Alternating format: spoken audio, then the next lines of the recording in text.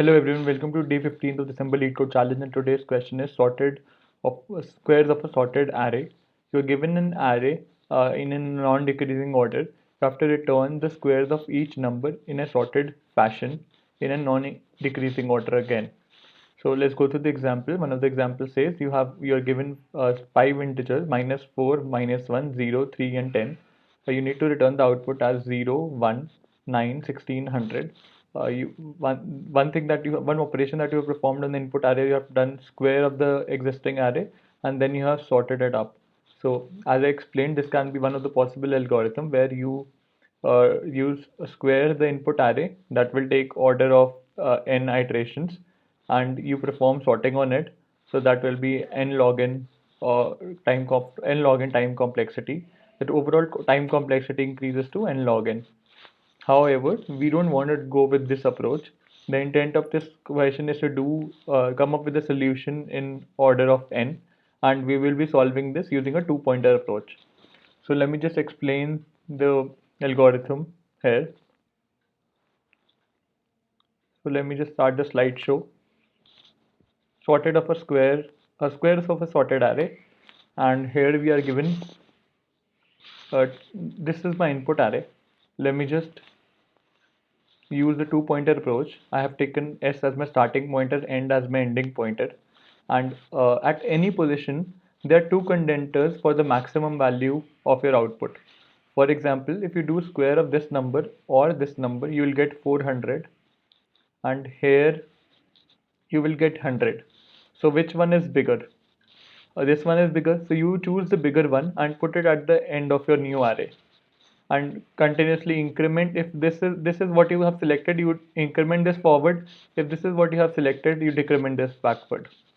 So let's take the output array. So how many elements are there? 1, 2, 3, 4, 5, 6. 6 elements are there, and we will be filling the output array using the end pointer, the from the backwards direction, because at any point we are sure which element will take the position at the end of the output array, the larger one. So let's start the iteration.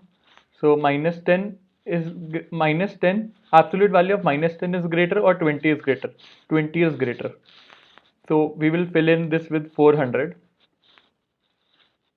and we will decrement this counter. So this decreases to this position, and becomes this. Also, this pointer decreases to this position.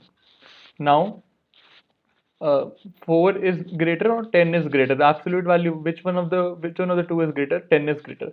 So we will select this element. Since we have selected this element, we will do a square of this number, and we will add 100 here, and we'll increment this counter. So this comes here. Now S has -7, and E has -4, and this counter also got decremented. Out of these two, which one has an absolute greater value? 7 has -7 has absolute greater value. You'll select pick up -7, and you will update here with 49. So this gets reduced to this position. Now which one of the two has greater value? -1 or 4? Greater absolute value. 4 has greater absolute value. So here comes 16, and this decreases to this position, and now E comes here, the ending pointer comes here. Which one has a greater value? 2 has a greater value, so you get 4. You again decrease this. Now E and S both point to the same position, and you can choose any of them.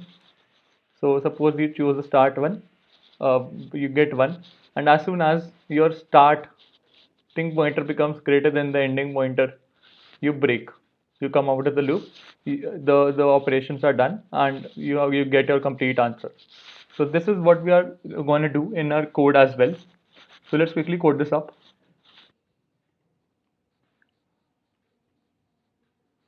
Integer integer len equals to nums dot length,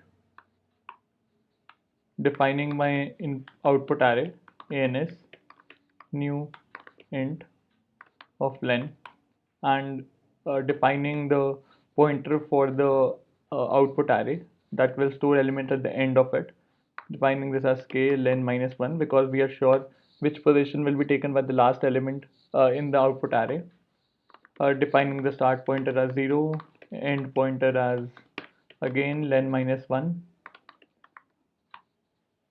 Now let's do the iteration while start is less than equal to end till the time start is not. You can also do it this way: start is not of this, so that means the same. So let's calculate the absolute value of both the elements. Math.abs nums of start if is greater than math.abs nums of end. So which one are we going to choose? We'll pick up start because it is greater. So ans of k equals to square of nums of start into nums of start, and you will increment start. Also, you will decrement the value of k because one position got filled at the end. Otherwise, if that is not the case, we will choose the end value. That means ans of k equals to nums of end into nums of end minus minus, reducing the counter, k minus minus again, and to simply return ans. This looks good.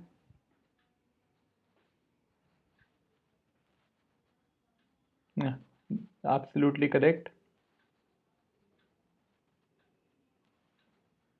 Accepted. Thanks for watching the video, and if you have any doubts, please feel free to comment in the section below. Also, the time complexity for this algorithm would be order of n, since you are only traversing the input array once using the two-pointer approach. Space complexity would be constant.